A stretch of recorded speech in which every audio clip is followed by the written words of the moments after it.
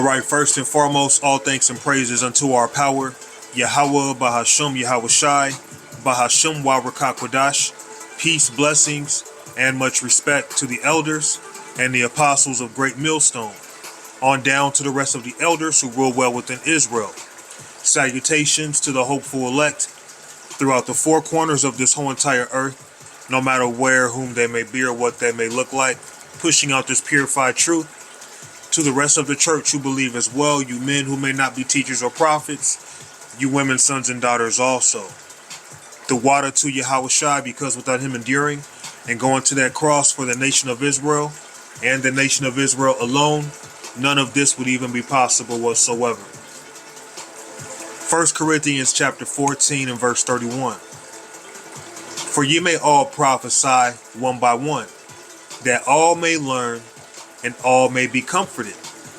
So we preach, we prophesy, we do the best that we can in hopes that the elect of our people may learn, that the elect of our people may be comforted by these words. Okay, you know I got to bring it out. Let's touch on Romans chapter 15 and verse 4. For whatsoever things were written aforetime were written for our learning, that we, through patience and comfort of the scriptures, might have hope. Well, check this out. All Israelites don't have hope. All Israelites don't have faith. This is for the Israelites who have hope. Those who have hope within them are going to be comforted by this word. So when we preach and prophesy, although it may seem like a small matter to most people, we're doing this in hopes that our people will learn and be comforted. Because the things written aforetime were written for our learning, so that we may be comforted. 1 Corinthians 14 and 31 again. For ye may all prophesy one by one, that all may learn and all may be comforted. But we understand too, not all of our people are going to learn and be comforted, because this isn't for everybody. Verse 38. But if any man be ignorant, let him be ignorant. So if this isn't for you, then go on with your life, man. If this word don't move you, that's cool. This word is only for the elect. We do this in hopes that all the elect may be edified who come across these lessons. This is our job. This is our duty to do. All right. It's the Lord's will that we feed the sheep. It's the Lord's will that we build our people up to learn this knowledge, wisdom, and understanding. So let's go to Philippians chapter 2.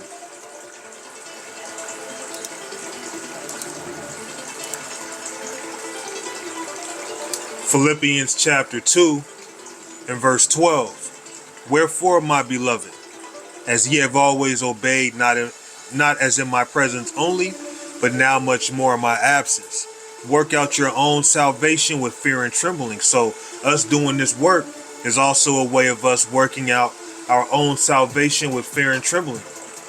We also do it in hopes that others may learn and be comforted. Verse 13. For it is God which worketh in you, both to will and to do of his good pleasure. So the fact that we're able to teach this word for our people to be edified, for our people to be built up, for our people to learn and be comforted, it's the Lord's will that we're able to do so. Just like those who aren't in this truth, who aren't in this ministry, that's the Lord's will. Those who have came in and fell out, that's the Lord's will. Well, guess what? For those of us working, doing this will in righteousness, see yourself blessed that the Lord is allowing us to perform his good pleasure. For it is the power which worketh in you, both to will and to do of his good pleasure. So we're doing his righteous will. We're doing his good pleasure, teaching our people, building up our people. Okay? Because guess what? Faith, how does it come? It comes through us bringing out this word. How are you going to have faith in something that you've never heard in? Okay? You have to hear this word, and then from that, your faith gets built up. Okay? Now let's go to the book of Romans.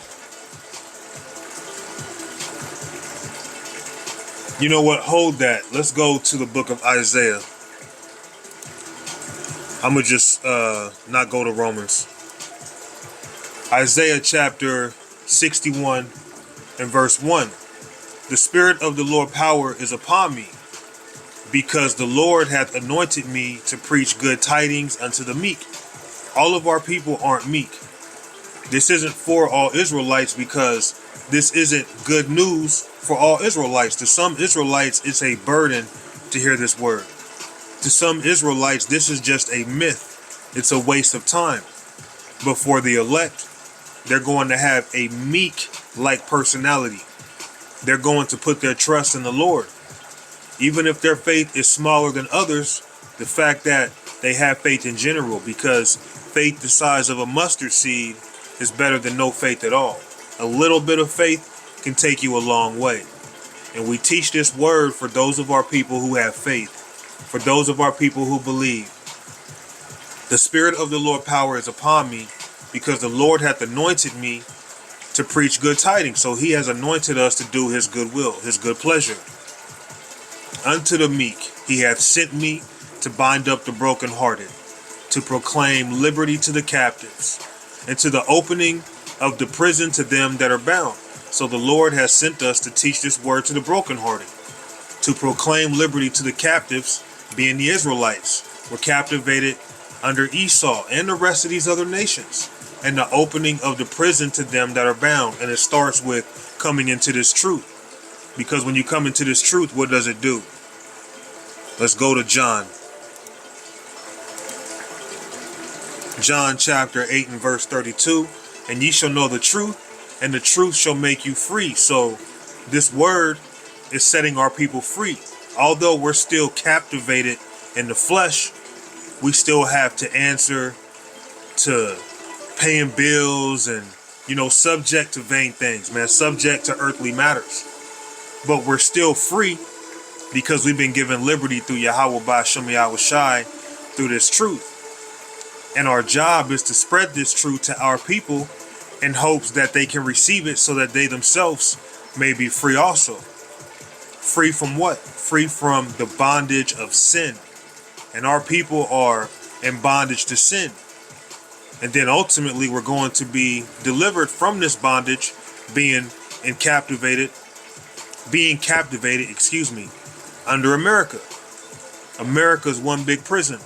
Then you have Israelites that are within a prison, who are actually in the prison system. Okay? Wherever the Lord's elect are, they're going to be made free, starting with this word. And that's what we're here to do, to bring out this word for the meek of our people, so that they can be set free. This isn't for all Israelites. Okay? Let's go to Proverbs chapter 5 and verse 16. Let thy fountains be dispersed abroad, and rivers of water in the streets. So we're bringing out this word. You'll find us in the streets, doing this work outside in the open. Now, what does that mean? That means we're not trying to be doing this work deceitfully. Doing this work scared to be, seen by people we may work with, or family members, or ex-wives, and, enemies, scoffers and scorners who have something to say when they drive by. We can't be worried about all that. We have to be out there in the open, man. Okay? And it's mandatory at least once a week when it comes to teaching outside, man. Let thy fountains be dispersed abroad, and rivers of waters in the streets. And that's where you're going to see this word being shown and broadcasted on the streets and the internet highways as well. But this is for the elect. This is for those who are meek. We prophesy that all the elect may learn. So we're not doing this for nothing. Okay? As much as people may see this as a light thing, they see this as a waste of time. This is actually a profession of ours. Okay? It's no different than if you go to a trade school and you leave with a trade. Well, this is our main duty. Let's touch on Hebrews chapter 4 and verse 13. Neither is there any creature that is not manifest in his sight, but all things are naked and open unto the eyes of him with whom we have to do. Seeing then that we have a great high priest that is passed into the heavens, Yahushua, the Son of the power, let us hold fast our profession. So this is our profession. We're not wasting our time doing this. This is actually a weighty matter. And just like the Lord himself, we have to be about this business. Okay? The business of the Heavenly Father. Let's go to the book of John, chapter 4, and verse 34. Yahushua saith unto them, my meat is to do the will of him that sent me and to finish his work. So we have to finish the work, just like Yahushua did. Okay? Now, what did Paul say? Let me see if I can find that in 1 Corinthians. 1 Corinthians chapter 11 and verse 1. Be ye followers of me, even as I also am of Mashiach. Didn't Paul endure until the end? Okay? Once Saul had his name changed to Paul, didn't he endure until the very end? Didn't he finish the work just like Yahushua did? So he's saying, follow him just as you follow Yahushua, which means you're following Yahushua. Because if you follow a follower of Yahushua, you're following Yahushua. Because we're all headed towards the same direction. We're following the Lamb wherever he goes. So just like Yahushua was about the Father's business, just like Paul was about doing the will of the Heavenly Father and his only begotten Son until the end, we have to be the same way. We have to follow Yahushua wherever he goes. Okay? Follow the men that follow Yahushua. And you're not going to go wrong because they're following the Lamb wherever he goes. Be ye followers of me, even as I also am of Mashiach. Let's jump back. John chapter 4 and 34. Yahushua saith unto them, my meat is to do the will of him that sent me and to finish his work. So we have to finish this work. This is our job. This is important, man. This is a business. And the Lord has sent us out there on the streets to be defenders of this ministry. So when you touch on Philippians chapter 1 and verse 17, let's go back to 15. Philippians chapter 1 and 15. Some indeed preach Mashiach, even of envy and of strife. You know, some men aren't in this truth to feed the sheep in hopes to be delivered and found, you know, to be favored under the eyes of the Heavenly Father and his only begotten Son. Some men are literally in this for their own bellies. They're in this to be the most popular Israelite, and they want to bring down others, bash others, okay? And some also of goodwill. So in this ministry, you're going to have both sides. You're going to have frauds, and you're also going to have those who are about this. The one preach Mashiach of contention, not sincerely, supposing to add affliction to my bonds. So you have some men in this ministry, they're trying to add more affliction to your bonds. You have some men telling you you can't have more than one wife. You have some men telling you that if your wife is not in this truth, you have to divorce her. You have certain people telling you that it's about what you look like. So if your woman looks like a so-called white woman or so-called Arab or something like that, there's no way that she can be an Israelite. You got to cut her off. You have men trying to add affliction to your bonds. We already, you know, have bonds upon us. You already have certain things you can't do. And then you have other men trying to add to that, trying to tell you got to cut off eating meat completely, brother. Right? That's not sincere. But the other of love, knowing that I am set for the defense of the gospel. So that's the point. We are set to defend the gospel. We have to be about this business. And we're doing this so that the elect of our people may learn, in hopes that they can be sealed, pulled out of this wicked ass world, so that they can be delivered, man. That's why we do this. We do this for the believers, for the elect. This is a serious matter. Now, 1 Corinthians chapter 14 at verse 22. Wherefore tongues are for a sign, not to them that believe, but to them that believe not.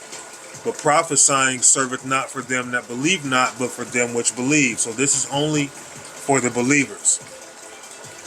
All you non-believers, this isn't for you. Okay? Seeing that the Lord is about to wrap this up, the Lord is about to pull the plug on Babylon, the Lord is about to allow these devils to come down with great wrath, the Lord is about to allow World War III to come to full fruition very soon. What is the Lord doing right now? Outside of all that, he's gathering his elect through this word. This word is gathering our people, man. Okay? And Yahweh Shai, just like he told the 12, many are called, only few are chosen. We're calling out. We're in the open, but only few are going to actually receive this, man. Okay?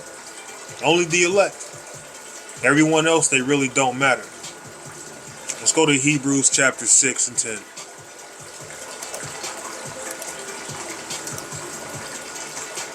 For the power is not unrighteous to forget your work and labor of love. So what we're doing is laborious, and it's also a form of love, which ye have showed toward his name, in that ye have ministered to the saints and do minister. So you have to keep going.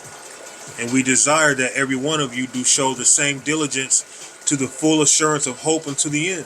So if possible, brothers should be doing a video every day, while also understanding some brothers are not capable of that.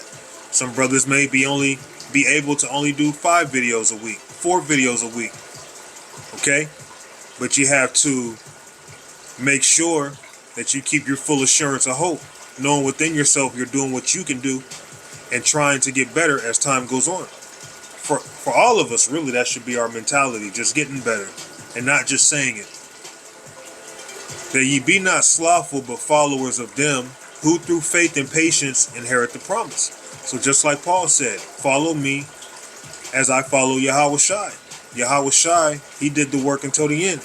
We have to do the work until the end. Following Yahweh Shai wherever he goes also means going out to teach, even if it's cold out, even if it's hot out. Okay? If it's cold out for a long period of time, you got to make the time to get out there. Okay? If you ask me, if it's -2 degrees for a whole month straight, then you can still make one time a week to go out there for 15 minutes, 15, 20 minutes. Do something for the ministry. Okay? Because guess what? When it's cold, when it's hot, Esau's businesses are still running, but here you are trying to close up the gates of heaven to the Lord's elect. Okay, you're trying to shut up the kingdom to our people by saying, well, it's too cold, and here it is. It's going on 4 weeks, and you ain't been out to teach because it's too cold, and you ain't trying to be over righteous. Nah, you just being a wicked servant, a slothful servant. All right? And we desire that every one of you do show the same diligence to the full assurance of hope unto the end, that ye be not slothful, but followers of them who through faith and patience inherit the promises. So Lord willing, this was simple and edifying. All praises to Yahweh Ba'ashem Yahweh Shai, Ba'ashem Wa Rakakwadash. I'm out.